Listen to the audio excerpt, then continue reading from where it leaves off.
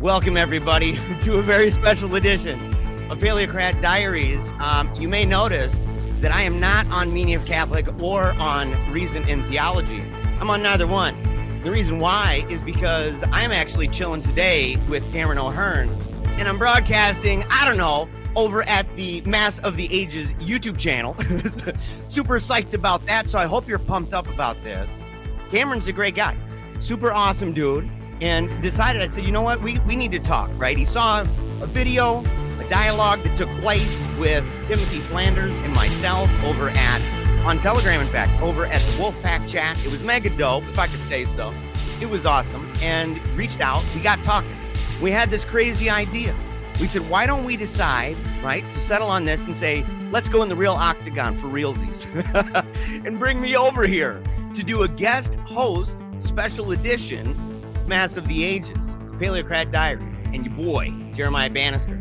So make sure right now, let everybody know, all your friends, all your family, all your classmates, all your coworkers, all of them, let them know that they've got to tune in right now, because we're going to talk about the pros and cons of episode 2 of Perfect Storm. We're going to decide, is it good? Is it bad? Are there things that could have been different? Are there things that can be remedied? Or is it perfect? Is it the greatest documentary that's ever existed? Because I said that about episode 1, didn't I? I said it about episode 1. You can find out about that over on 1 Peter 5. So with no further ado, I got to bring in the man. I got to bring him in right now, Cameron O'Hearn. And there you go. Hey, thanks for having me on your show in my house. Thank you, man. This whole thing's kind of crazy. You know, this is a different thing. I've never done it this way before, even with StreamYard. You know what I mean? And so coming in, I didn't know, and forgive me, everybody, I don't know if that background music was too loud or too soft. I turned it down a little bit while you were talking because it was pretty loud. It was pretty loud, yeah. So, yeah, and that's the thing. Over here, it might be a little bit milder. It might be a little milder over in this place. But this is, dude, you got a great thing going on, man. And I got to say, I'm really honored that, number one, to have spoken with you at all.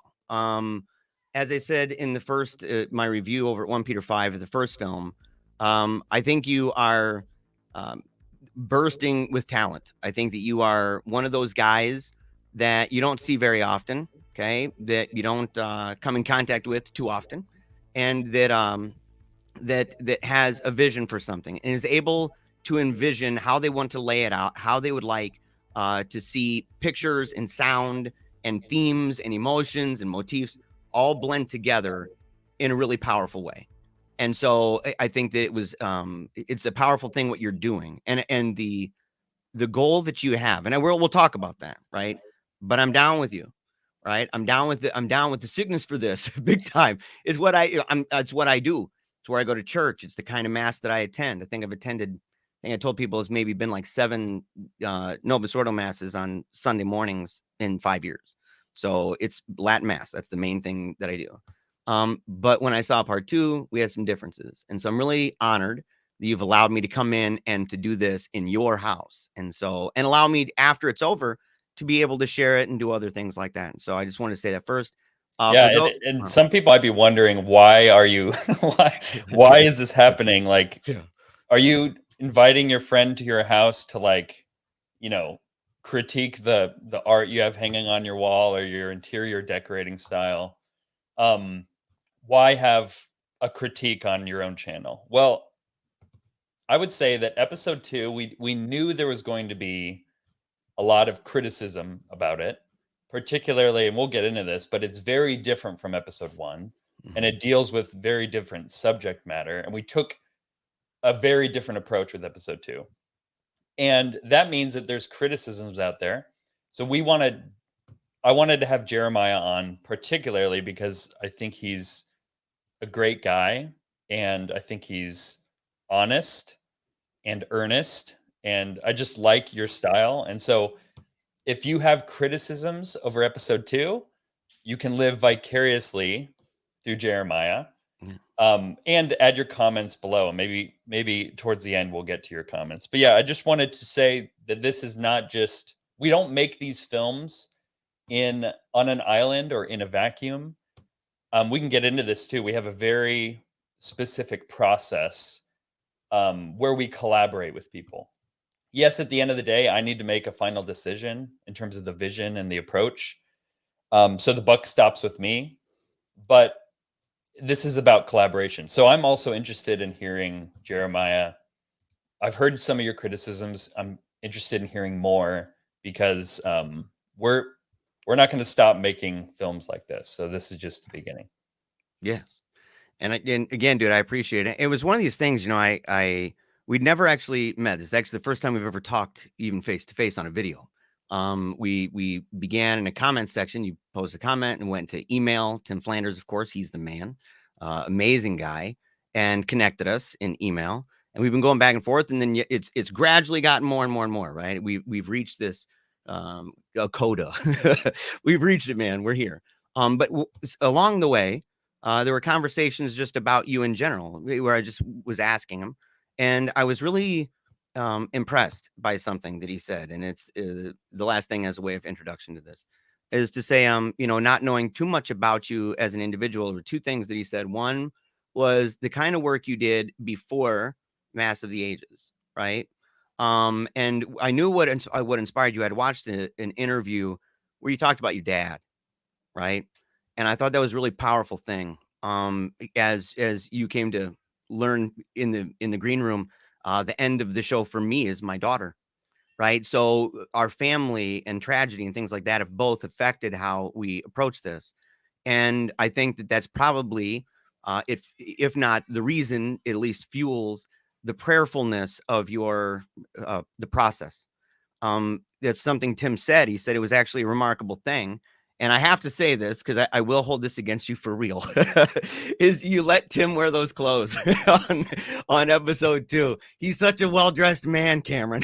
Are you offended that it was his shirt was untucked or that he didn't have a tie on? And both. It's why make an either or out of a good both? First criticism. I'll write that one down. It's already style, man. So no. But he said, look, when he came over to the house to record, that something that really stuck out to him was that you would say, well, I need to pray about this. And you would pray. Like, I mean, it wasn't just, lights, camera, action. It was pray, lights, camera, maybe pray. Yeah, you're saturated in that. And it reminds me, I have a friend who's a painter, and she's kind of the same way. She approaches what she's doing with a kind of reverence, especially if she's painting something of Our Lady and our Lord, that she says, look, I want this to be something that even with me, there's a sense of reverence that I look at it and it inspires something beyond that. And with what you're doing with the use of film, there's just no doubt this is what this is. I mean, it's not just a film, it's documentary, but it's also telling stories. There's narrative, there's motif, there's, it's all there. So to know that you were prayerful through that regardless of any differences that we have on should it have been done this way, is there questions or concerns over here, that no matter what, man, I consider you one of my boys now. You're good. You're brother in the Lord. And you are somebody that in that regard, you're actually in a place where you're receptive, because if you're receptive to the Lord, you'll be receptive to hearing sometimes the Lord speaking through other people, right? That God puts in your life. And that doesn't mean that that's me or my ideas, but even the fact that you're open to that is a testament, I think, to you, not just as a filmmaker, but as a man. And so I just want to say that. I appreciate that. And yeah, I mean, people should know that as the director and producer and other things for these films, this isn't about me finally getting to share my big idea that I've had in mind for a long time. And I'm standing on top of a mountain and I'm telling the world all these great creative ideas I have.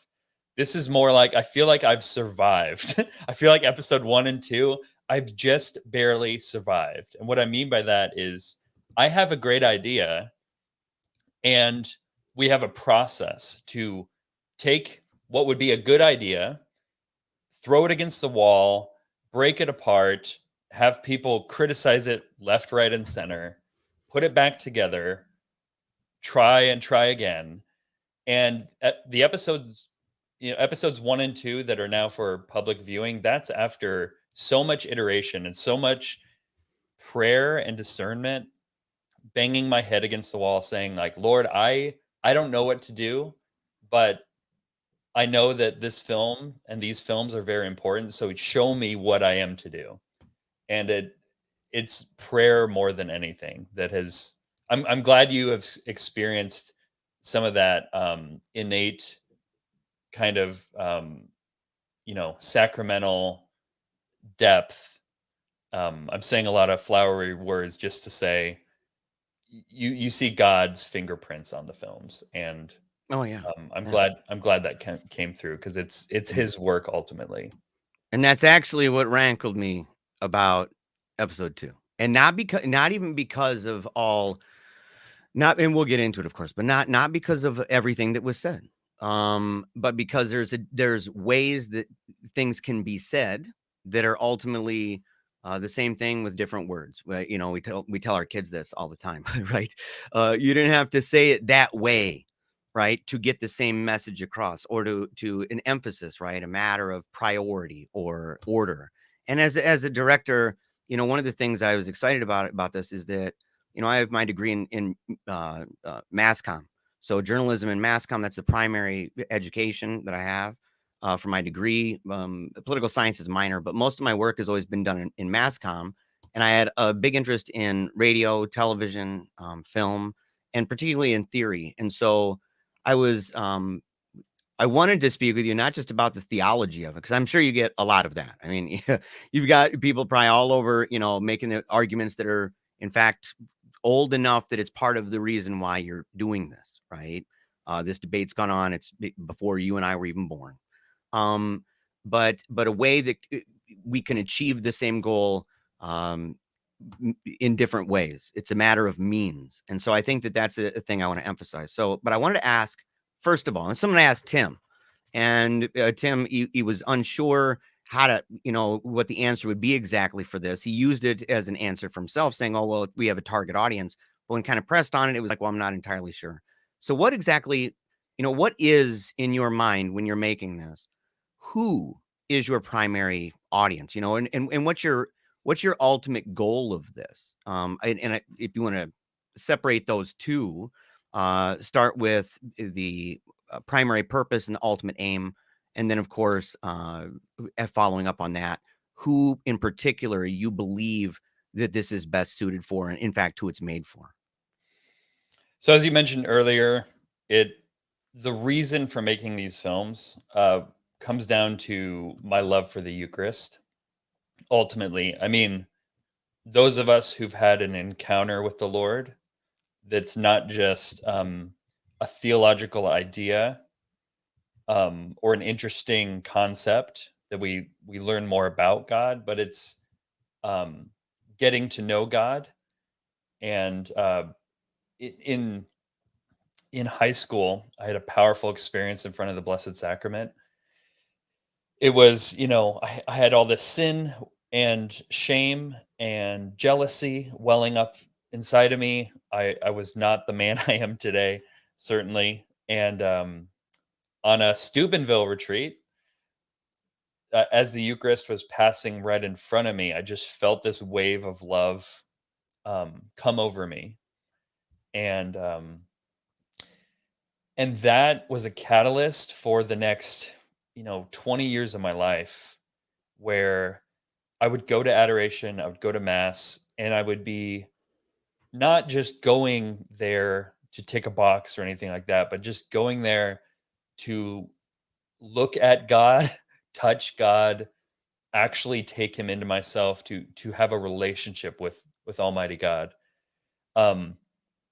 When the Pew study came out that said that most Catholics don't believe in the real presence, and the more shocking thing to me was that of regular mass going Catholics, 1/3 of the people there. So these are people who go to mass every Sunday. These are practicing Catholics. 1/3 of them don't believe in the real presence. I knew because of my studies that there's a strong connection between the way we worship on Sunday and what we believe Monday through Saturday. Lex Orandi Lex Credendi. And I had a background in film. So I wanted to make a documentary that shows how important sacred liturgy is. And that quickly became a documentary about the Latin Mass, something very specific. And the goal ultimately is to increase Latin Masses, to increase Eucharistic reverence. Because I found that built into the Latin Mass, the rubrics, the whole ethos of the Latin Mass is Eucharistic reverence and adoration. When I go to the Latin Mass, I'm not just learning about God, but I'm adoring God. And it's constructed in such a way to stir devotion, like we talked about in episode 2. So the goal is to increase Latin Masses worldwide. And our target audience is not traditional Catholics. It's also not, the Catholics who don't already believe in the real presence. It's Catholics in the pews Sunday after Sunday, the conservative Catholic who believes what the church teaches, who feel disillusioned. They feel kind of like orphans. They read Scott Hahn, they listen to Catholic Answers, all this. And I wanted to say to them, have you ever seen a Latin Mass? Have you ever experienced this form of worship? So it's really the guy in the pews Sunday after Sunday, conservative, meat and potatoes Catholic. That's our target audience. So I agree with you. Like my target audience is a little bit different from my show, for example. Mine, it is that group. So it's like two. It's like almost on weird sides of a spectrum. On the one hand, conservative Catholics who appreciate the Latin Mass, by and large, may desire to see a greater understanding of it, the celebration of it around the world, right? To have more and more and more. And yet at the same time, who actively wish to reform the Novus Ordo as it's practiced in various different parishes around the world. And I think that one of the questions was just on my mind, I'm thinking like, okay, so if the idea is that you're trying to reach out to people who, as you describe them, were there things that you did or places that you promoted this that was really kind of more targeted toward them, or was it just more of a hope, right, that you posted and you shared on certain places, like, I don't know who's been primarily promoting. I know, of course, 1 Peter 5. I know that's been a big one. I have to assume places like the Remnant and others that they probably have been excited about it. But those are not your conservative groups so much as your traditionalist groups, and there's a meaningful distinction between them. And so, was there anything that you did in trying to reach out to that particular group of Catholics that you just described, and not just kind of bloody meat to traditionalists? Right. Yeah. I mean, I'll work currently and then go backwards. So our PR firm that we work with reaches out to everyone. We reach out to everyone in the middle, even New America Magazine. Like, obviously traditional Catholic sites are going to pick it up and run with it. You can call it red meat. It's just an easy story. But then in the creation of the film, so that's the promotion. We reach out to them, share with them. In the creation of the film, so we have different phases. People have heard me talk about the wife draft. That's the very first thing I do is I put the film together so that I can show it to another person, and that person is my wife. The wisest person I know. Yeah. And just so I know I'm not crazy. And then that turns into a team draft where as a team we're looking at it and we're getting it ready for a private screening. So what we've done with both episodes 1 and 2 is put a survey out there. Our survey will ask specific questions like, do you attend the Latin Mass? On a scale of 1 to 10, like, what's your views of the Latin Mass? Is it divisive or whatever? That allows us to kind of rate people and get a large spectrum of people, literally from 1 to 10. Are they a person who is, just indifferent to the Latin Mass, or they don't like the Latin Mass, or they like the Latin Mass, but they go to both? We have all kinds of people watch this film in the rough stage. So episodes 1 and 2 look pretty different from their final form, but they were largely influenced by what certain people said, or what the consensus seemed to be in those groups. So yeah, we share it with that specific target audience, people who don't go to Latin Mass. They might even think that people who go to Latin Mass are inherently divisive or mean, and they don't attend. Those are the kinds of people that speak into the film from a very early stage. So it is part of the process. Okay. Yeah, I think I was actually one of those people that I got an email talking about, a poll and things like that. And I took it and I even filled out something because I wanted to be able to see it in advance. Cause I'm like, I'm a member of the media, man. I'm even an author over at 1 Peter 5. I never heard back, man. I'll blame not you though. There's a division of labor here, but I got somebody I got to beef with. I got to find that cat. Well, I imagine the reason you weren't selected is because you probably would have ranked, 7 to 8 or 9 on our scale. We don't want that many people on that level watching it, because those are the kinds of people it's going to be easier to convince of our bottom line. We want the 1s and 2s and 3s and 4s watching the film from an early stage, and then the PR firm, that would be a later thing. That, yeah, it's. So there's logic to it. It's not malicious. It's not. They're not like, oh my gosh, that cat, not that guy. That's right. I knew that wasn't the case. So okay. So episode 1, right? Personal. It was intimate. There were, of course, criticisms of the overall liturgical and the liturgical culture, as well as the culture of parishes that celebrate the Novus Ordo. But the criticisms, to me, as I watched it, and I wrote this down in this way, I said they were nestled into an otherwise positive motif. There were positive motifs, biographies. There was a sense almost even of charm and nostalgia even to that. Narratives regarding how the TLM and traditional Catholic communities have helped people persevere through tremendous trials, tragedies. And I think because that has such a draw, in fact, it's one of the things I thought was genius about you. There were people, I remember hearing people say, oh, it's, the first one, I don't understand why he has the woman in the family in there. What does that have to do with the Latin Mass? I'm like, everything.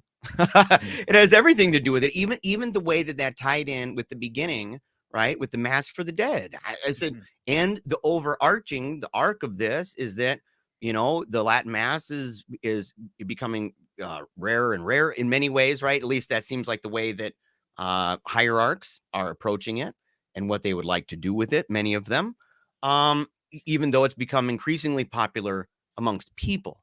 So you have more and more parishioners, more and more people attending chapels, more and more priests interested in doing it. So there's a sense that there's a lot on the line, that it's a traumatic situation, that it may be facing death. There's a sense of this for people. But the second one, dude, the second one to me, it felt very impersonal. And I understand the logic a little bit, right? But it felt impersonal. It felt more like a documentary with a more evident agenda, right? That it was a more obvious thing, that there was, and I'm not saying agenda in a bad way. I'm saying it's like you word propaganda, like it. So that there's a purpose and a mission for this, and it was very, very blatant. It wasn't swaddled in other things that help to inform the viewer through symbol and sound and stuff like that, sequence. And it seemed like a lot of the stuff that you included was just overtly negative, right? Emphasizing, in fact, deconstruction, restorationism over constructive criticism or realistic reforms. And so I'm wondering, what was the logic of the contrast to go from the first one, as I described, to the second one with daunting music and like the Dracula voices and stuff? Like what was the logic in that switch? Right?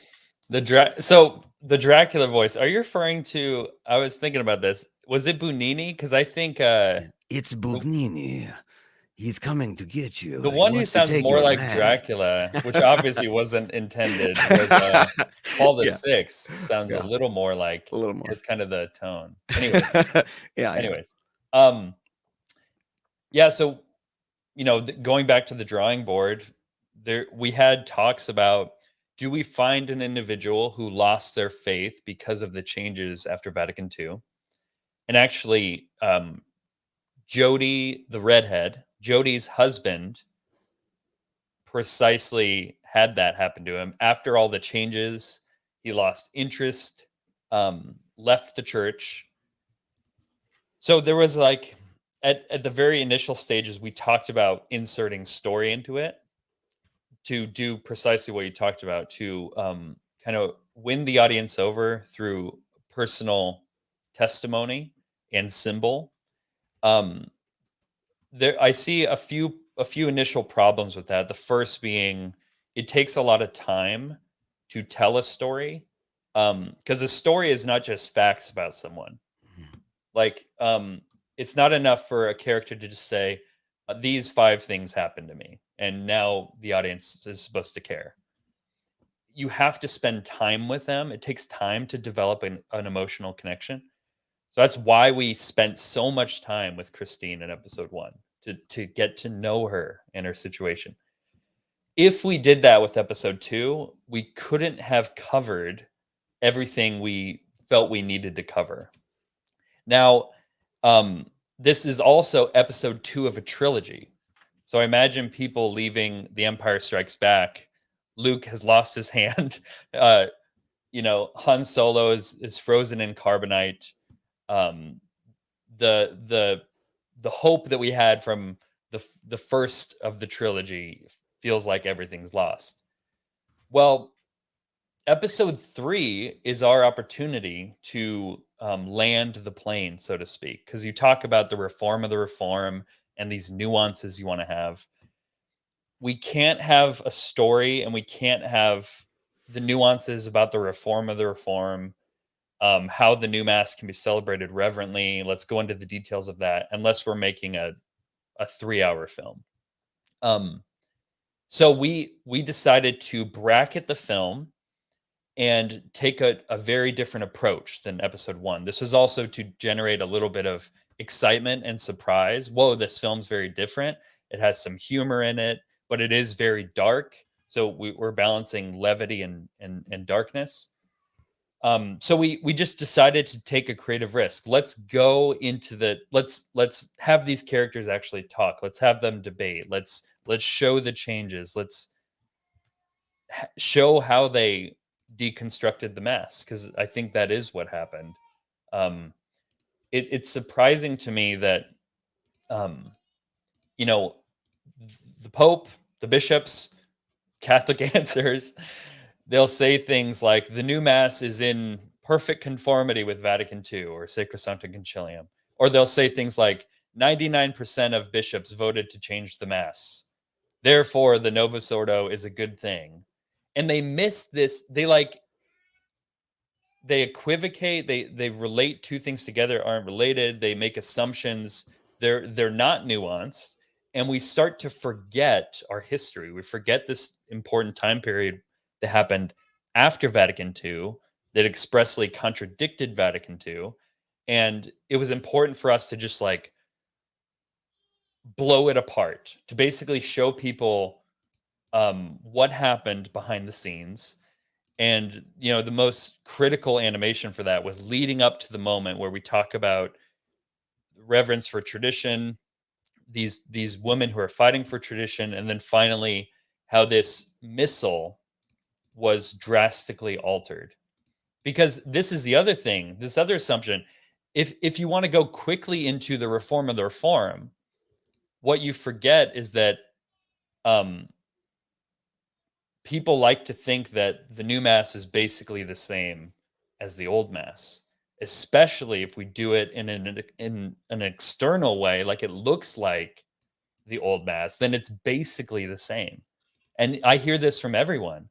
People who aren't buried in liturgical books, who haven't studied deeply, most every Catholic didn't know that it's not the externals of the mass that look different.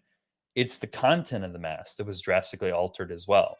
So these are it's a lot to get through in one episode. Yeah. And we wanted to just throw those things on the table and make people uncomfortable. And then now we can talk about it, which is precisely what we're doing. And it's leading into episode 3. So about the reform of the reform. Okay. I only want to just address one thing. And it's just a question. is there anybody that was part of the collaborative team that in fact is an advocate of that? Like, because I know a number of the people who are writers, you had 4, if I remember right. You had 4 writers. I know 3 of them, right? At least by name and kind of what they believe and stuff like that. They're not Reform of the Reform guys. So it seems like, and it kind of has the feel of 1 Peter 5 a little, that says, like, it seems like it's similar, the makeup, the dynamic, like the belief structure that the editorial staff may have over there. You have 2 of the editors from there, including the editor in chief. And so the thing is that Reform of the Reform, was there anybody advocating that said, hey man, I think that there's a constructive way to do this where we're not pitting an us them against the liturgy that the last number of popes have been doing, and the bishops and faithful all around the world, including a whole bunch of martyrs and people who would just not just only want, primarily the Latin Mass, but more importantly, the means by which to get there is to deconstruct the Novus Ordo in a way that paints it, to be honest, as, and I'll use your motif, the man behind the curtain. Yeah, I'll say that with episode 2, particularly like the past year or so, most of the people that's been involved with the creative process have been of the opinion that the Latin Mass should be the sole, or that the Latin Mass is the future of the church. And so it's not enough to just, I mean, I've had people come out and say, after Traditionis Custodes, like, let's just forget about the Latin Mass because we can do the new Mass in a reverent way. It's time to reclaim its, the Reform of the Reform type. So I concede that most of the people involved have been more traditionalist leaning. But I don't know if I'd change that based on what episode 2 is going for. Now with episode 3, I can't mention the names, but there's some very prominent Catholic figures that have agreed to be interviewed that are of the Reform of the Reform school. And that is then the next thing we need to talk about. So Darth Vader is Luke's father.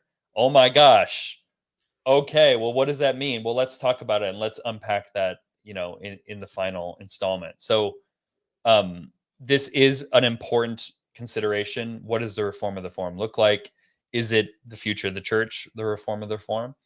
And we have very prominent, very intelligent individuals who are not just being interviewed, but are part of the creative team for episode 3. So we can go into that. Yeah, you mentioned a little bit ago, about the possibility you were tempted to say, well, maybe we can talk about people who've lost their faith and stuff like that. I understand some of the reason why that might not be so easy, not just because of time and kind of immersing yourself into their world for a little bit to get to know them, but also because you actually have a significant number of converts that go to the Novus Ordo. In fact, most traditionalists are converted as people who saw the beauty and the grandeur, in fact, going to a Catholic church and maybe not knowing any the wiser, in fact.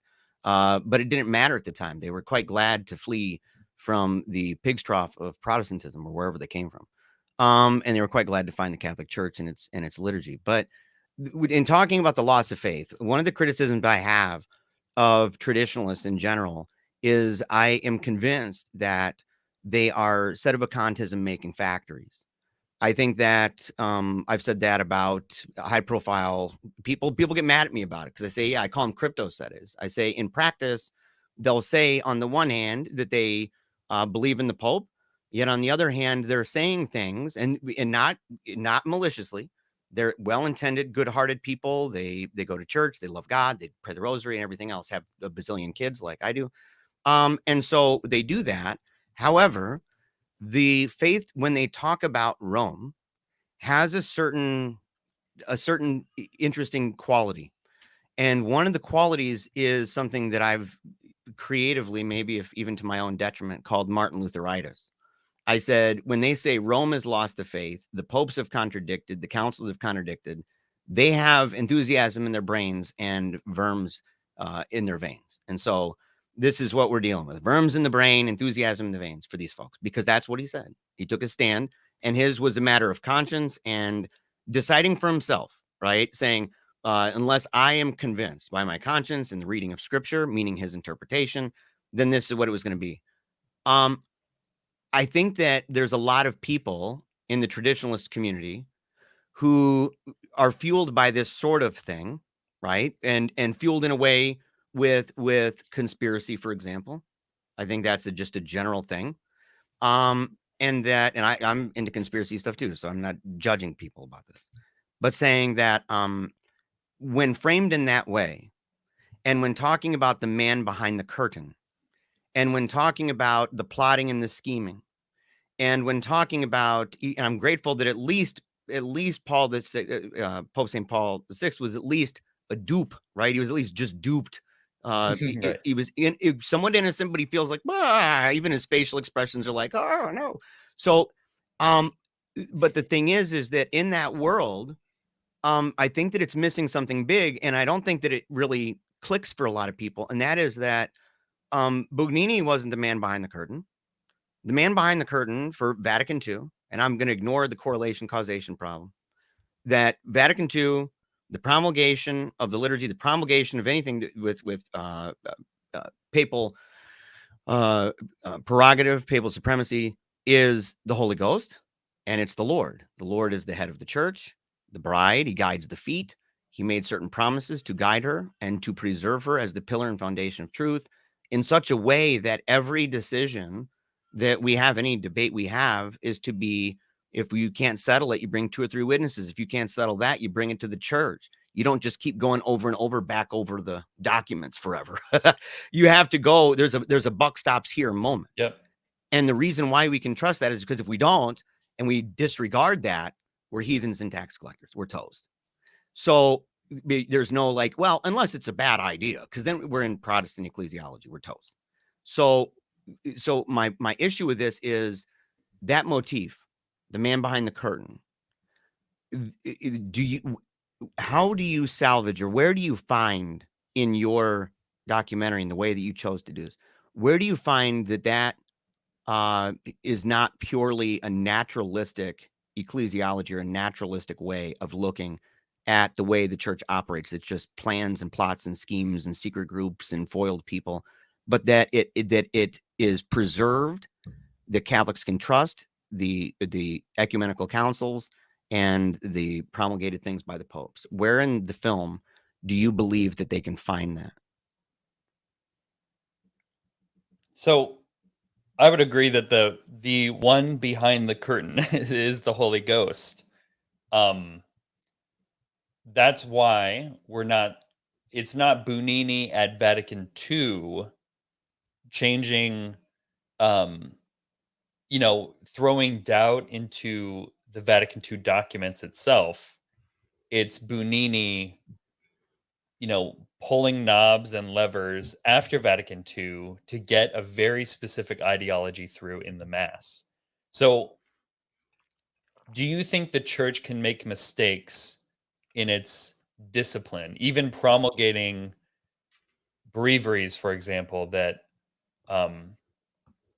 it's not about truth versus falsehood, because we're talking about the prayer of the church, the discipline of the church. So do you think the church can make mistakes in its discipline and law?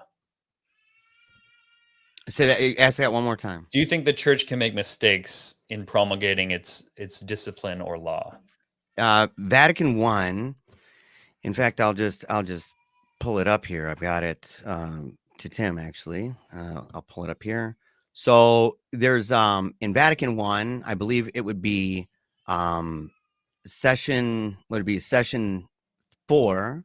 Here, let me get into this real quick, because I want to answer as specifically as humanly possible. Mm-hmm. Okay. MOC, here we go. Media. So Vatican I, session 4, it says this. So I won't answer with my opinion. I'll just give you this. And it actually includes a charitable anathema. Okay. So then if anyone says that the Roman pontiff has merely an office of supervision and guidance, so just supervision and guidance, and not the full supreme power of jurisdiction over the whole church, And this not only in matters of faith and morals, but also in those which concern the discipline and government of the church dispersed throughout the whole world, or that he has only the principal part, but not the absolute fullness. So, we'd have some issues with uh, certain brands of sede issues anyway, of the supreme power, or that this power of his is not ordinary and immediate, both over all and each of the churches and over all and each of the pastors and faithful, let him be anathema. Okay. So the idea that, yes, if the Pope is promulgating something, not just as a supervisor, not just as guidance, but that he has entire jurisdiction over the entire church, and not only on faith and morals, but also in government and discipline, in a way that, I'm just using the highlighted words, absolute fullness, ordinary and immediate, over all and each, churches, pastors, faithful, and of course, at the end, anathema. So I would say that when it comes to whether or not the Pope or an ecumenical council that's promulgated and concluded by a Pope and has the consensus of the bishops around the world, the idea that could be an error, no way, Jose. If he speaks, as St. Francis de Sales says, if he speaks in cathedra, meaning if he is so if he is speaking as a private person, there's no Pope on a plane for me, right? Like, I'm not going to Pontifex to find out what his favorite chewing gum is. Okay. I don't care about that. I don't care if it's a private situation where he tells a priest, like we had in the past with nepotism, hey, you need to sell off all of the church, the church stores and everything else, the church itself, and give the money to my nephew. You can defy that. Do it to his face. You can, because that's not something that is for the entire church. He's not speaking on behalf, faith, morals, government, and discipline for all people in all times, all places. And that's not just on faith and morals. That's on government and discipline too. And so I would say in that regard, no way. I do not believe that you can make mistakes in that regard. No. It seems to me that we believe as Catholics that in regards to ex cathedra statements on faith and morals, speaking for the universal church, that he has the charism of infallibility. And then Vatican I adds to that, not that the charism of infallibility extends to those things, but that he has the power and the jurisdiction over those things, so that his authority, he has legitimate authority over those things. So I think we need in the church more nuance. And it's not me and Jeremiah coming up with the nuance. It's ultimately the church. The buck does stop with the church. But I do think that he has authority over everything you just mentioned, Vatican I mentions, but it can be poorly exercised. So I think of the, have you seen Return of the King, The Lord of the Rings? I imagine you're a... Yes. Yeah. My mom was a fanatic for it. Okay. Yeah. So I saw it many times. So the steward of Gondor, who's sitting on the seat on the throne while the king is, going out and killing orcs. Aragorn is the true king, but the steward of Gondor sits on the throne. He has the authority over his generals in his army to do whatever. Now, what he does after he finds out about the death of Boromir, one of his sons, is in a moment of passion, he sends out Faramir back to the battle he just retreated from, which is almost certainly going to be to his death. When you're watching that as a viewer, it's pretty clear. Two things are pretty clear. He has the authority to do that. He's a steward of Gondor. But the second thing is, that's a bad idea. So, but I guess the third thing is that Faramir obeys him. Mm-hmm. So then we can get into discussions on obedience if we want. I'm not the expert in all this, but it seems to me that the church, the pontiff, the supreme legislature, the Pope, has the authority over these things, but he can make mistakes. I think one example that I bring up is canon law. So when we switched over from the 1917 Code of Canon Law to the 1983 Code of Canon Law, one thing that changed was the disciplines that were to be imposed upon a priest who abused a minor were redacted. They weren't specified. They gave some suggestions, but said it's in the hands of the bishop, and the bishop can decide like a fitting remedy.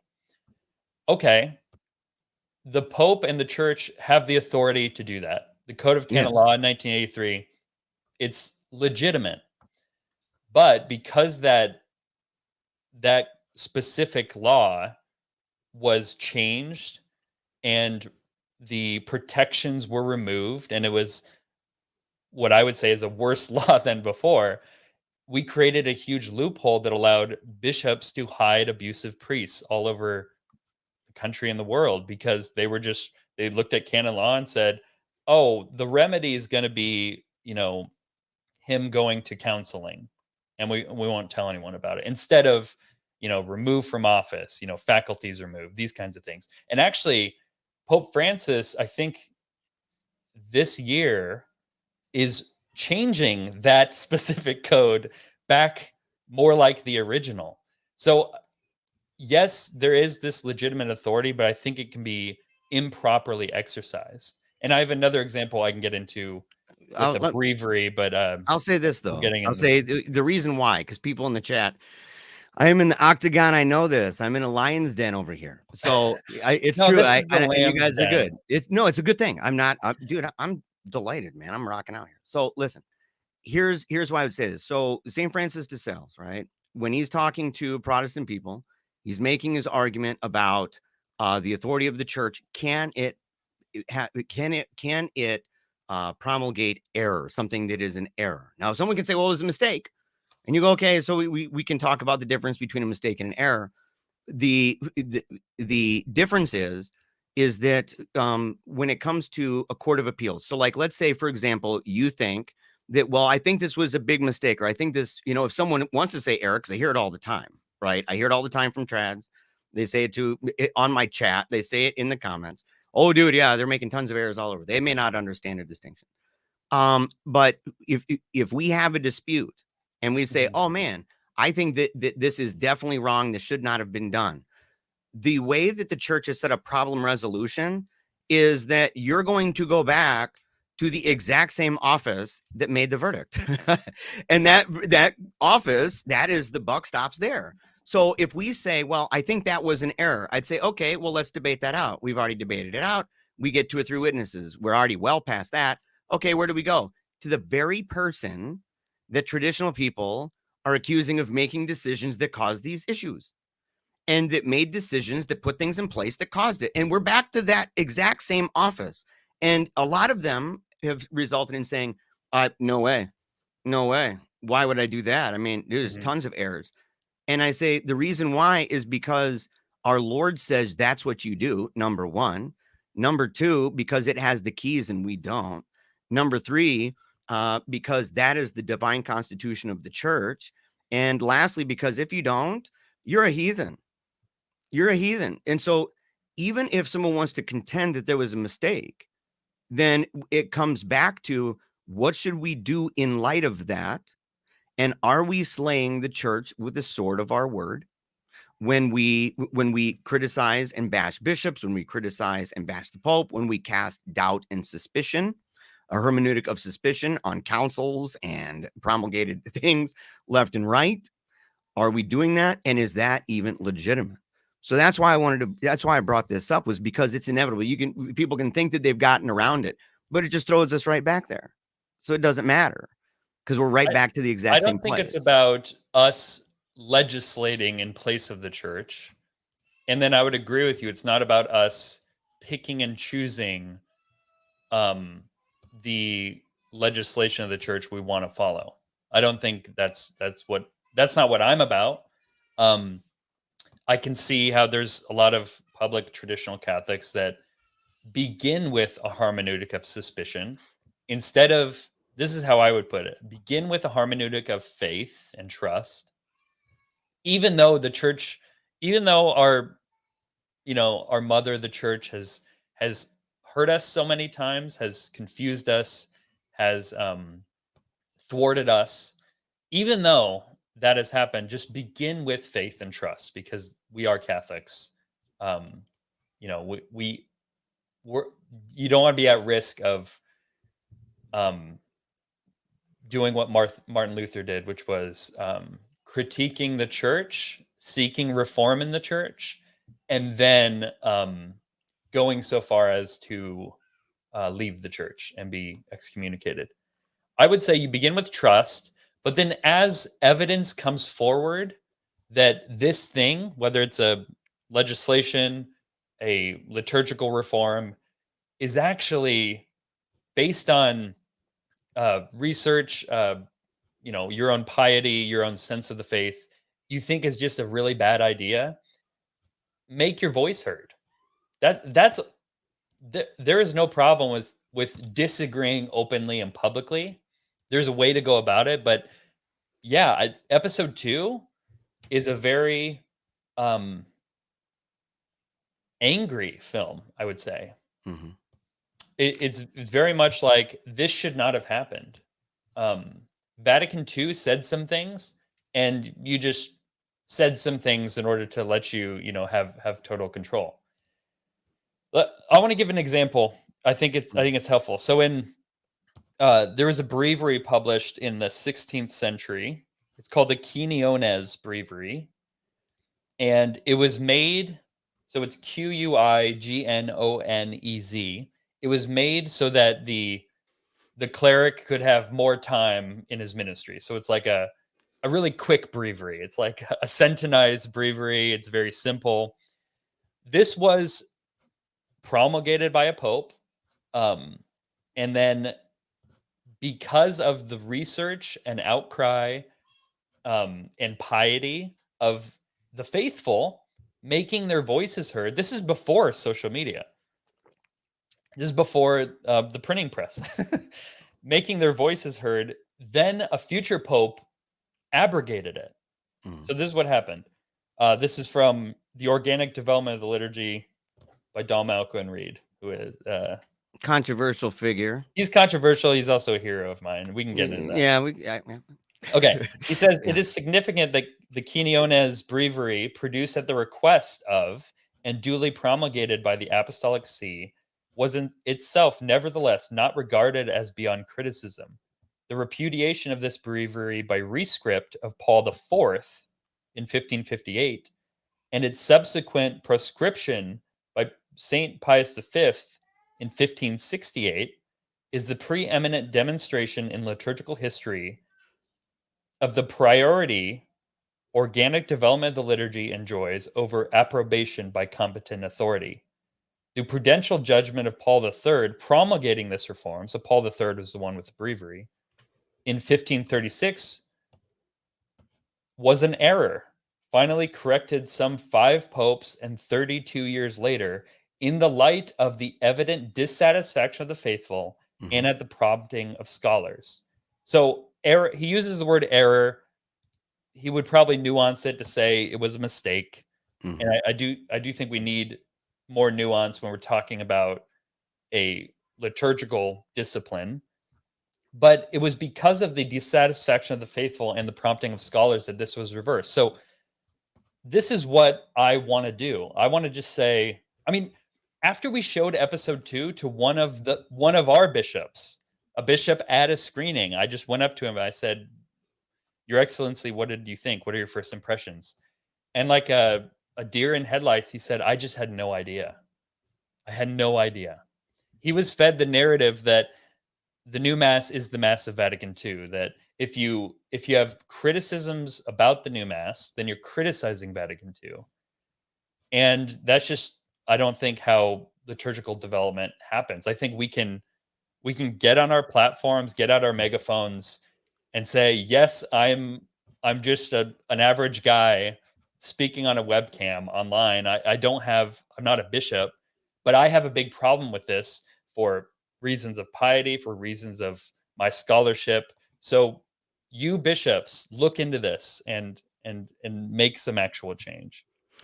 So there's a lot of things that I'd love to say, but I know we're limited on time, so I have to be selective. Okay.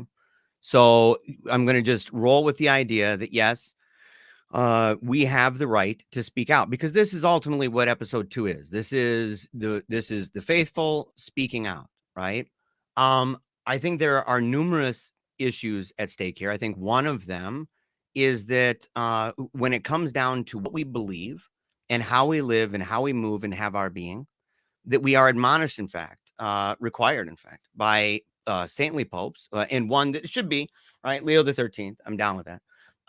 The idea of conforming our thoughts, our words, and our deeds to the divine constitution of the visible church. And he harkens back in this, because I grant too, a lot of people, even in the comments, they'll say, "Oh, this guy's an apologist for the popes." Again, I think that I get lumped in with people who say he really loves Big League Chew. He thinks it's better than Big Red Bubblegum. And so that's going to be, like that's the new pink or something. I don't care. Or that he likes certain kinds of straws. That's irrelevant to me. But to get on something we agree on, that we have the right to speak out.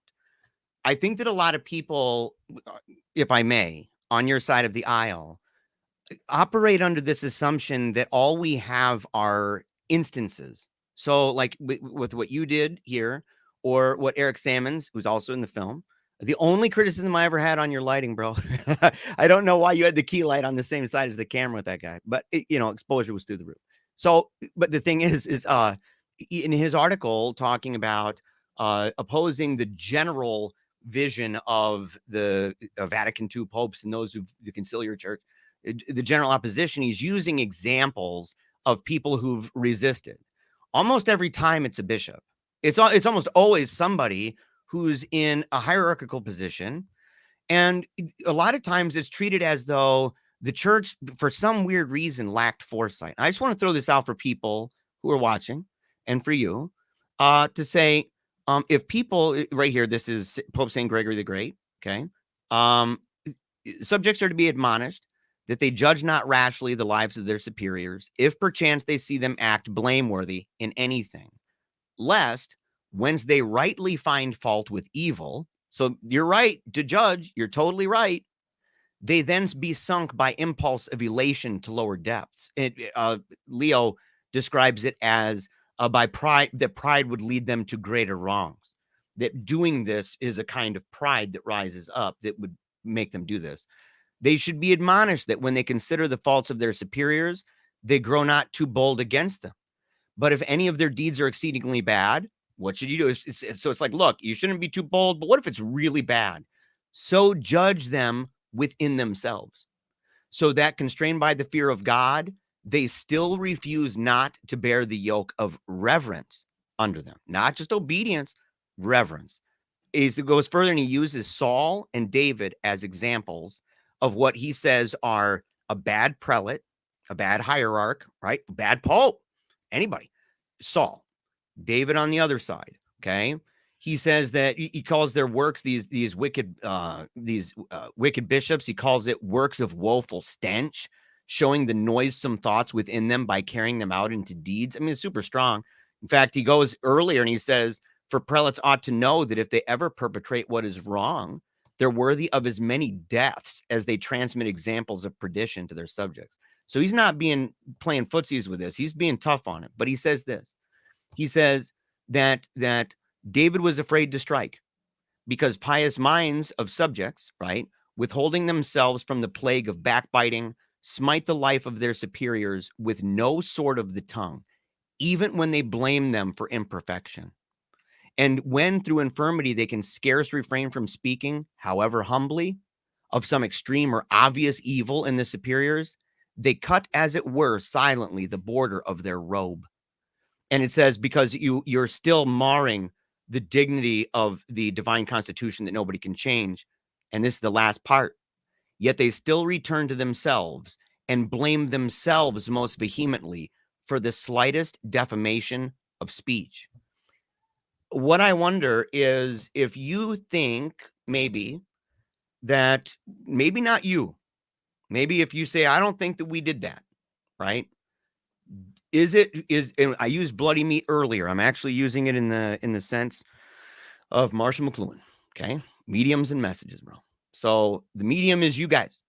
The messages is the distracting meat. This the way that this is playing out and that people are satiating themselves with this thing, do you believe that there are people who not only say, I bought into this narrative, I didn't realize the man behind the curtain, I didn't realize the church had made a mistake. Maybe they'll use error. They're not as nuanced, right? And they will begin saying things, lashing out at Rome, maybe even contending that Rome has lost the faith, or that the popes have contradicted, or that Rome is contradicted.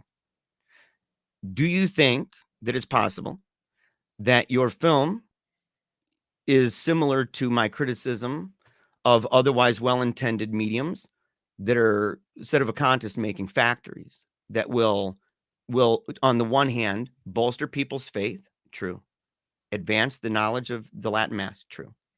On the other hand, they can no longer bring themselves to really truly say the act of faith that concludes with words saying that I believe these and all the truths the Catholic Church teaches because he can't deceive and he can't be deceived.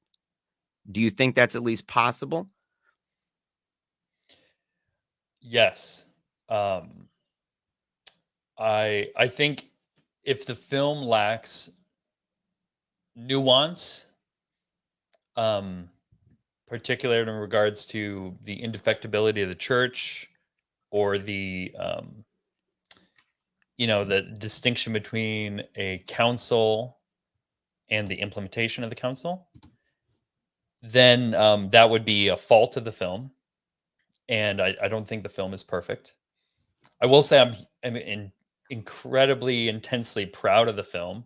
And if I went back in time, I wouldn't change much of it at all. I think I'm still very proud of it for what it accomplishes. I wouldn't say it's a use the word SETI making factory or something like that. SETI creating. Actually, the people who are looking for the red meat that we've interacted with, perhaps we've interviewed them in the film.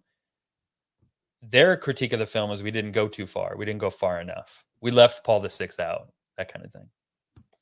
Or we left Vatican II out. So I knew that making a film like this, it was going to be impossible to create the proper nuance. It'd be like making a film about vaccines or something. It's like, well, everyone's coming with a very strong belief to your documentary, and people on one side are going to think you pulled your punches, and people on the other side are going to think you took cheap shots. And we knew that going into this, we had to, as best as we could, try to, ride that line. But ultimately, it was going to be an imperfect film, but a mostly good film. I do think it's a mostly good film. I think it does a really good job.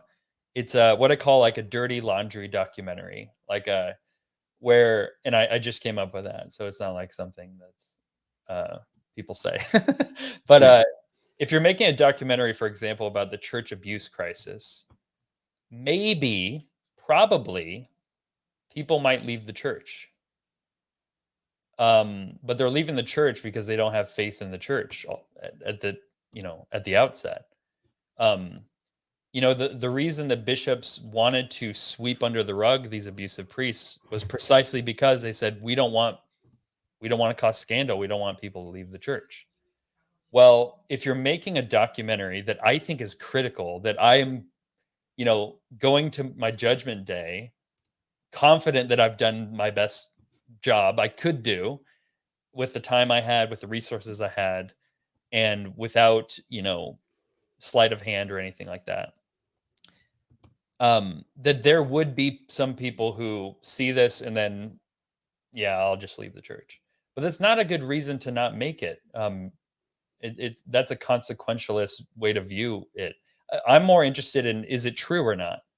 Is it misleading or not? And maybe it is a little bit misleading in parts, but I stand by the film. What it says, I agree with. I think it's true. I think you can critique what happens after a council, the implementation of the council, especially when it expressly contradicts the council. I just don't want people to forget.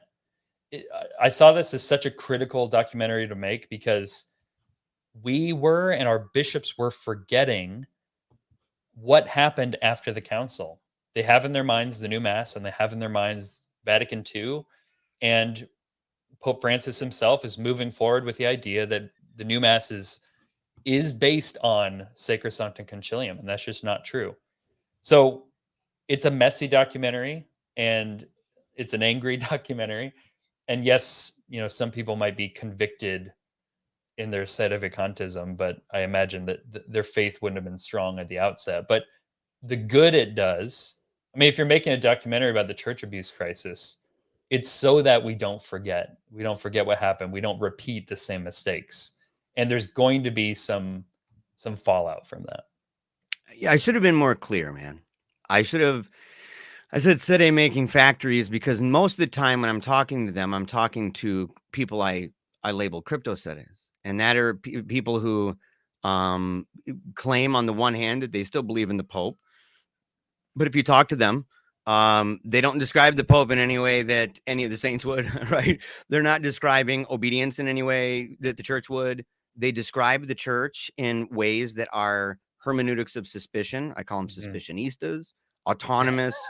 Yeah, I have a whole. I actually have to have a lexicon. All my admins and stuff like, bro, you got to do it because monocle man, right? That you're looking at the ancient scrolls and stuff. Well, you should release like a mini dictionary with just your words in it, with your just words that we make up.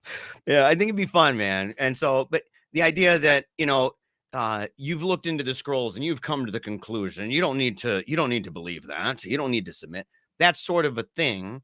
And that in order to say that stuff that they do and to separate from their co-religionists and no longer even go to the Novus Ordo, to completely dissociate all the way, to say in principle I won't even go, to doubt and cast suspicion on the rites of ordination or consecration or whatever, and to assume that they're the remnant, all of these things, that they're the only ones holding fast to this, not Rome, not the see that St. Irenaeus talks about, but instead them, and their apostolates on YouTube and stuff.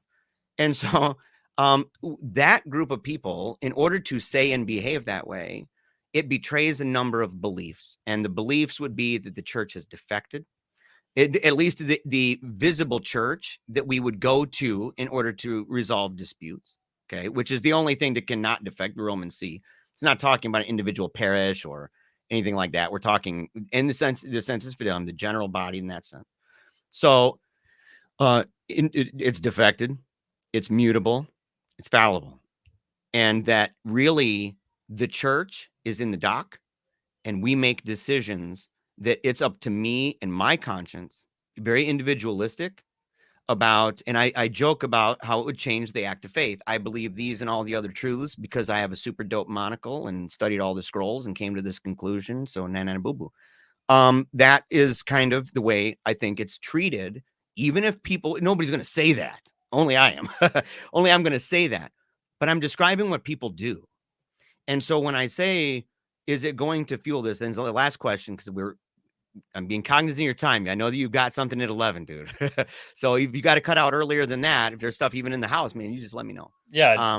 20 minutes or so. Okay, wonderful. So, but this last one on that, and then move on, is to say, that's what I meant by that. If the, and I'm actually really grateful that you said maybe, right? That, it's possible that you're not closed off, like, no, how dare you? You didn't do that. I think that's a legitimate thing to say. And I think that it shows your sensitivity to wanting to do the right thing anyway. And of course, you're not trying to portray it that way. I'm just a critic.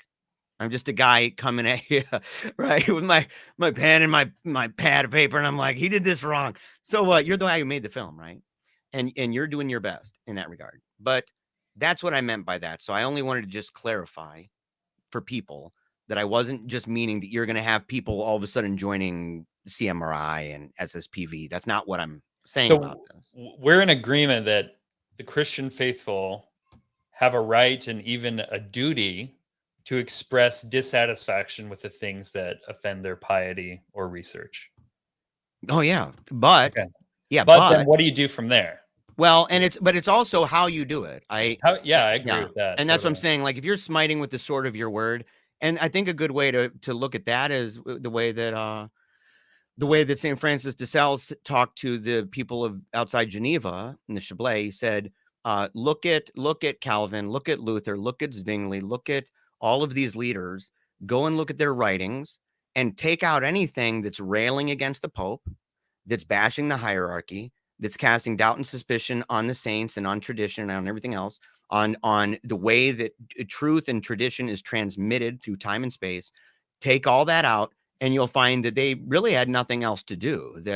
And I make the same contention that if people go to very popular traditionalist YouTube channels and blogs and take out all of their blogs or videos or tweets that are under the same description that de Sales had of Calvin and Luther, that it will seem also that they're very bored and they don't have much else to say either. So it comes down to tact then. Yeah. Well, are you slaying the church with the sword of your word? I don't know what that means. Well, what it means is, but I think I agree with it. Yeah. Well, by comparison, okay. So you're saying that, for indeed, the deeds of superiors are not to be smitten by the sword of the mouth, even when they're rightly judged of blame. But if ever, even in the least, the tongue slips into censure of them, the heart must needs be depressed by the affliction of penitence, to the end that it may return to itself. And when it's offended against the power set over it, that they may dread the judgment against itself of him by whom it was set over it. For when we offend those who are set over us, we go against the ordinance of him who set them over us. And in that case, it uses Moses and Aaron to say, for what are we? Not against us are your murmurings, but against the Lord. And that's in Exodus. So he's using sort of slang with the sword of the word, as opposed to David going in and cutting silently the hem of the garment and then feeling guilty even for that. And this is St. Gregory the Great. Okay. We're which Trads should really love that guy. And saying, and this was used, of course, by Leo the 13th in the encyclical on Christian citizenship, which those two together, in my opinion, are, and I'd love to hear someone show me otherwise, are the most extensive, detailed descriptions for how Catholic people at every level in the hierarchy, how they need to behave, even when the people or the place that they're in talking about is evil, committing grievous sins, worthy of as many deaths as the kind of sins and problems they cause, scandal they cause on others, as many deaths equal to that. And that they are entertaining points about doctrine that are worthy of censure. So we're talking heresy, we're talking all sorts of various different degrees of this. But that's a crisis situation. I agree with you that traditional Catholics, I'm talking about the ones with platforms, the ones who get a lot of views or have who read a lot of books, they tend to say the right things in the wrong ways, and don't seem to have love for the person they're talking about. We should love our enemies, and that means we should love a lot of our bishops too. Yeah. So I completely agree with that. We need more love and charity for sure. Do people ever think I know it's way random. Do people ever say you're kind of a hippie of the trad movement?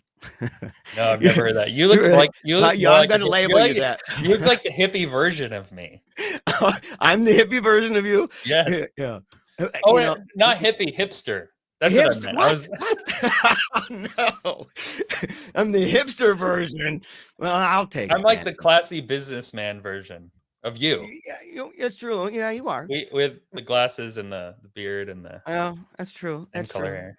So, but you're into love, man. We both are. I think we both, we probably have big influences on our lives that say, look, no matter what we're doing, we want to do it with love. We want to go to heaven. Absolutely. I mean, you're going to see we pray for the salvation of those, in the church, of even our enemies. If those enemies of ours are saved, you're going to see them face to face. And if there's no love in your heart, that's your fault. And you have to go to purgatory for that. You have to be purified of that, because you have to look them face to face and say, I love you. And I'm glad you're here. And so I think that's a legitimate criticism. Do we? How much time do we have? 10 minutes? 15? What do we have? 15, yeah. 15. All right. Well, I'll do a couple then. Because I want to end on the idea. What are your hopes for 3? Right. Yeah, And I know I would you love can't to hear reveal that. too much of that, but I don't want to jump the gun on it either. Okay. So, and it's gonna. I really am struggling because I'm gonna have to bite my tongue on this. I'm not even gonna talk about Alcuin Reed. Okay. Believe me, I'm one of those guys. The idea of a clandestine thing and avoiding the ordinary, that's way out my league. I'm like, no way. so, but I'll leave that. Other people can talk about that. So, um, I guess one of the things I wanted to know about, was there's a quote in here, right? About how there's always been respect for tradition. And when we first began this discussion, you were talking about a statistic, right? I don't know if it's Gallup or Pew. I forget which one it was. But a statistic about the people who don't believe and how we need to reform this and stuff. And I agree with you on that. I think one of the things that I would not take it so far as Dr. Peter Kay saying that you see throughout the entirety of church history a deep reverence and respect for inherited tradition. I don't think we could make sense of Donatism or Filioque or Jansenism. There's many times iconoclasm. There's many times where even the people in large numbers were doing crazy, wild things. And sometimes, like you say, there were things that had to be changed and brought back, right? Like the example that you brought up earlier, right? And so, but I guess to me, the question I had was that if we're trying to make this change, right? And we're trying to appeal not just to the people that are exclusively in our camp, but also to the people that are like on the spectrum closer, I guess, maybe like the conservative branch of things that's at least closer to the people in the Novus Ordo churches all the time. That's where they're going. So like that are in there, that when you describe and portray the Novus Ordo, you didn't steel man it. Okay. I don't want to say that you straw manned, because there are a lot of straw dudes out there, apparently, right? We all know it. We all have been in our parishes all around the country, different states, all around the world, all sorts of weirdness, right? There was the bubble mask that recently happened and all that, right? Recently. The roller skate guys, right? The clown masses, although those seem to be falling out of style.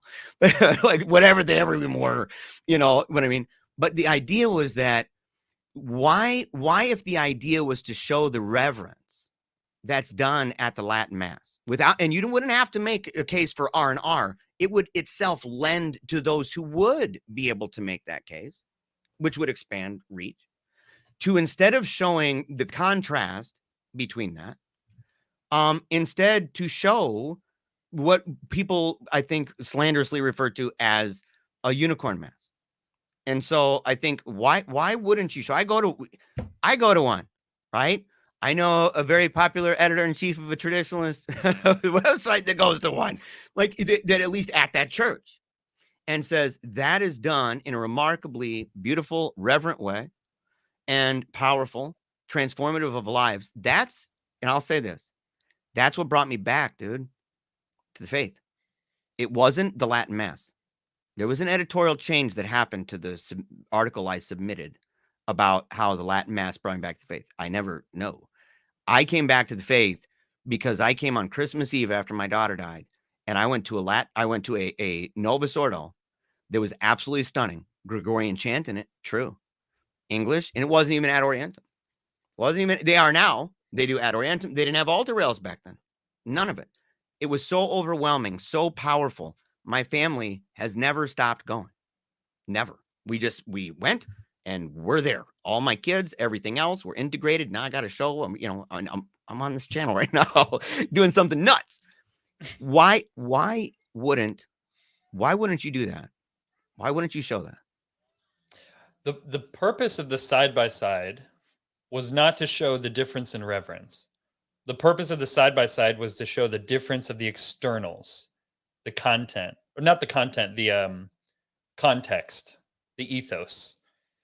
And if we were to steel man it, I think so. For example, showing, you know, the best kinds of Novus Ordos you can find. I think it would have been disingenuous because I would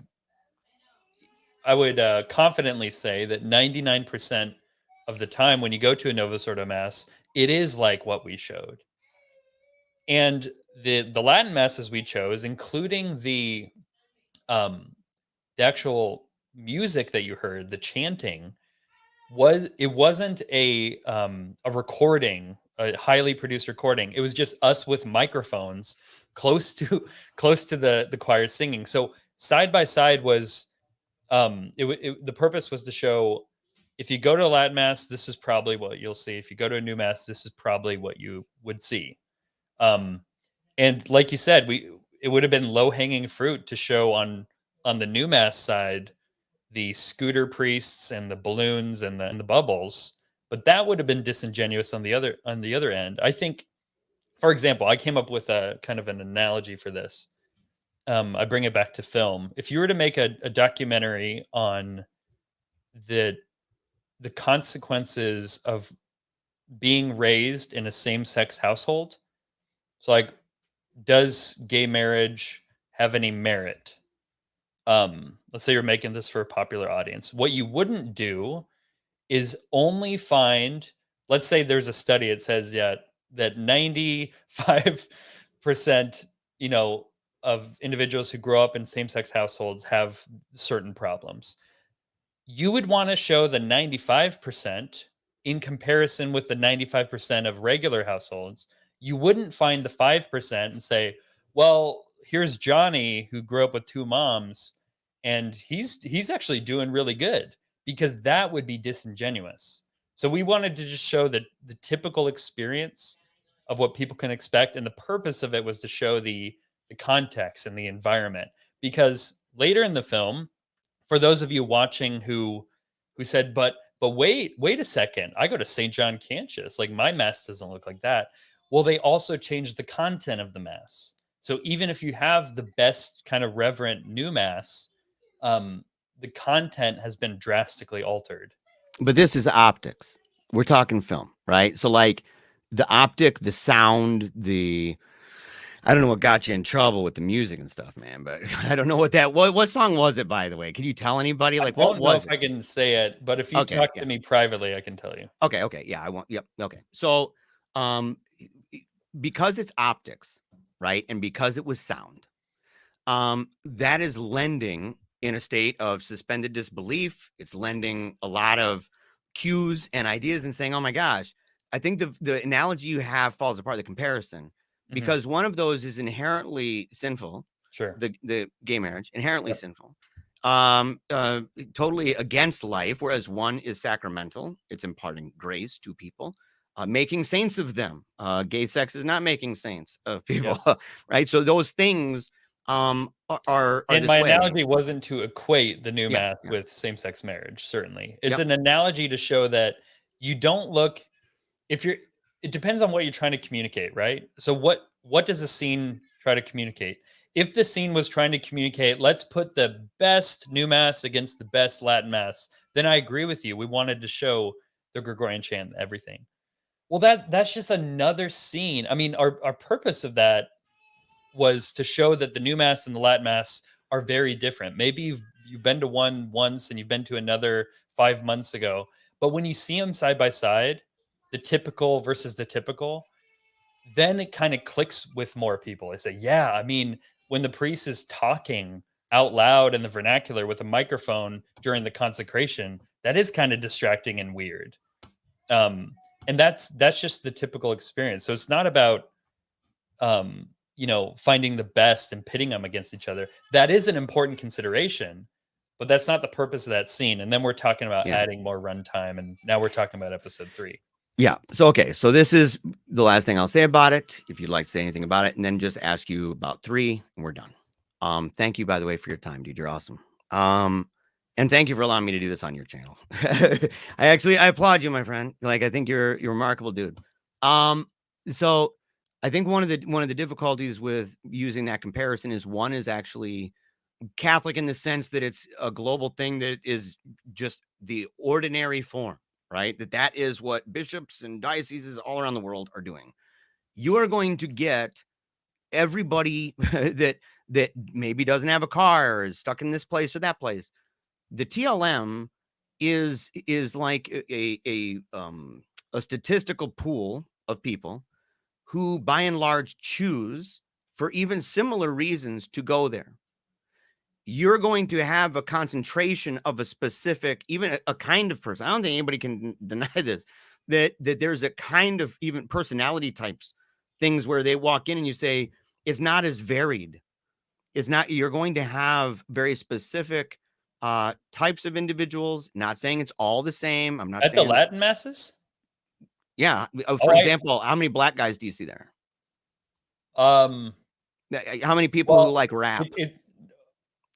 I mean, I'm being serious. How many actually, I have evidence to the contrary. I'm not asking for unicorn rap supporters. Yeah, I you got me on unicorn masses. I got you on unicorn diverse, rap. Marvel movie or something. But you do find people of all kinds of. I mean, it attracts all kinds of different people. What I find actually at the Novus Ordo is it's either whitewashed, or you have your mariachi mass, or you have your gospel mass, and then it's segmented. But I actually find it's the opposite in the places I've been. You have a variety of personalities. It's automatically, if you have one group that is a choice group that says, I make a choice to go there, and another group that by and large, that's just the default, the parish system, in fact, which is super trad. So you have a default system that says that's my parish up the road. You're going to have way more of a democratic dynamic than a choice dynamic. It's going to be, you're just there, right? That's where I go. I guess my dad was there. You're going to have all different reasons for being there. Whereas it's more of an experiment, in fact, in that way, using that statistical pool of people that would find themselves at Latin Mass. As such, because of why they're going there, I don't think it's fair. In fact, it would be more realistic if you incorporated a bunch of Freemasons or modernists who are also doing the Latin Mass. Because I don't know if you or anyone else would think that Freemasons and modernists did awesome, super dope, reverent Latin Masses. But even back as far as Leo the 13th and Pius the 10th, we had enormous numbers of them, even in high positions of influence. And so we have to imagine that there was some wacky tobacco nonsense going on. Oh, sure. Yeah. With masses, and say, because that was the mass for everybody. So you're going to have, it will be a different statistical, the statistical probability that you're part of that group and the reasons that group is there and the way that what it's made up of. If part of that is in fact this idea, certain notions about reverence, then to show how the two would pit against each other, I don't know. I think there's another element you're missing, which is, the people who go to Latin Mass choose to go there, but the people who go to the Novus Ordo Mass tend to look for a communal experience. So the people attracted to the new Mass are going to be attracted to the people who go to the new Mass. And they're going to be a very similar. That's why you have so many different types of new Masses. You have so many different languages, but then just, okay, this is the mariachi mass, this is the rock mass. I mean, these are all over the place because they see that the mass is a communal experience attracting a certain demographic. Whereas the Latin Mass is, you come to Mass not to shake hands with everyone, but to worship. And so I find a great variety of people, different personalities, different races. I talked to someone who listened to My Chemical Romance back in the day, and it was like, there's all kinds of different people who go to the Latin Mass. I find it just for clarity, I'm not saying that it's one thing, right? I'm not saying it's only one type of person. I think statistically, even showing where it shows up on the planet, where it's heavily located, where you're ultimately going to find a vast majority of Latin Masses across the planet, I don't think that's surprising at all. I think somebody would be weird to go, man, it's really, really heavily in America, France. I don't, if anybody's blown away by that, okay, I'm not. And I do think it matters. I see people in the comments that say, what, because there's not a lot of black people there? Yeah, actually, I think that's a serious problem because white people, by and large, even demographically, are struggling, aborting, contracepting their kids left and right. Western civilization is collapsing in on itself. It's terribly tragic. and even just demographic mega shifts. I mean, you're talking South America, Africa, India. So try harder. But last thing, okay, last thing. The episode 3. Is there anything you can tell us at all? Yes. Okay. And we'll end with that. It's called Guardians of Tradition, kind of tongue in cheek. That's the name of, that's what Traditionis Custodes means. So I think what we knew going into both 1 and 2 is that certain people are really going to gravitate towards number 1. Certain people are going to really gravitate towards number 2. I think episode 3 is kind of a synthesis. It's a synthesis of both in relation to where we are right now and how do we move forward. So I've heard story described by Peter Kraft as setup, upset, reset. And that's a very good way to understand story. It's you set something up that then gets upset and there's a crisis that can then get reset by the heroes. Well, I think of episode 1 as setup. We had to just lay some groundwork, give the emotional case for why people might want to attend the Latin Mass. It's an invitation to the Latin Mass. Episode 2 is upset. It's okay. There's more to the story to the new Mass. Let's talk about the new Mass. What is it? Episode 3 then tries to look for a way forward because a lot of people are left with like, what do I do now? We have Traditionis Custodes that came out, the restriction of the Latin Mass. We have, it feels like a crisis of understanding in the church. What is liturgy? Well, episode 3 then allows us to talk about reverent Novus Ordo masses. When you see the people we're interviewing, you're going to be surprised at even after episode 2, the kinds of people that are willing to be a public part of this project. And the people who are for the reform of the Reform School. So there's an investigation. There's an investigative element similar to episode 2, but it's not as heavy. It's not as long. It's not as detailed into Traditionis Custodes. So Pope Francis makes the claim that Latin Mass Catholics often are characterized by a rejection of Vatican II. There's a divisive mentality within them. He also makes a claim that he sent out a survey, and that survey, the results of that survey about the Latin Mass communities compelled him to intervene to restrict it. So we're going to investigate those claims, see if they're true. But also, a big part of episode 3 is the stories. Who are the individuals who are guarding tradition? Because at the end of the day, it's not us who saves the church, it's the church that saves us. But the way that the faith is passed on when the bishops have failed us is the sense of the faith in our families, how we pass on the faith. And so it's talking about how who are the individuals.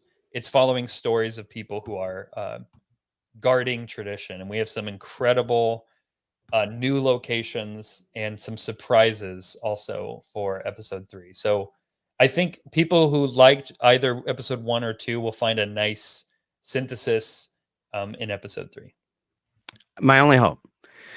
Number 1, I appreciate it, man. Everything. I appreciate this entire discussion. I wish you obviously the best. I think you're an awesome dude. You've done an amazing thing, and you have potential in your hands and the way you view these things, right? Through a lens that has the potential to do things in the progress toward a greater understanding, appreciation, and celebration of the Latin Mass. Whether or not it ever achieves what I don't think it will, but some people have been proven wrong. We have a God of surprises. I heard a Pope that said that. And maybe he'll surprise us with you guys actually being all the way right on this. But that you have the ability to put this thing together in such a way that can not only advance that, but even be a corrective in some ways, like to confront the question on whether or not is it really divisive, right? That's one of the things that came up. Alcuin Reed, I think, brought it up and said there was an accusation about this. I would just add that to the list of things he and I would disagree on. Can I have a quick comment on that? So yeah. I heard that in your show with Timothy Flanders, you asked him, how can you something to the effect of, how can you agree with that claim that traditional Catholics aren't fomenting division in the church? Yeah. And you brought up the examples of public traditional figures who, if you take down all their videos and this or that, or take away all their books or all their articles, you would be left with nothing. Yeah. Well, my experience actually going to so many traditional parishes is, these aren't people who are talking about Vatican II or Pope Francis this or the bishops that. They're ordinary people from all walks of life, people who have a charismatic background, people who are well studied, people who don't know a thing about church history. The people actually on the ground, the vast majority of traditional Catholics, are not fomenting division. Yes, there is a problem with public figures not saying the right things in the right way. But I would just, maybe you need to consider kind of the meat and potatoes traditional Catholic on the ground. I'm one of them. I go to the Latin Mass. Right. My family does not do this. I think people in the comment section, I'd say this. I'd say you're a guy that's your heart. I believe that about you, by the way. But I would encourage people, go through the comment section of this live chat. Go through it after the show is over and look at what you think and ask yourself, am I wrong in saying that there's tremendous amounts of division? And go and look at those chats. I agree. You can only say, well, just because this popular guy or that popular guy. It's not just a guy. It's that he's a popular guy.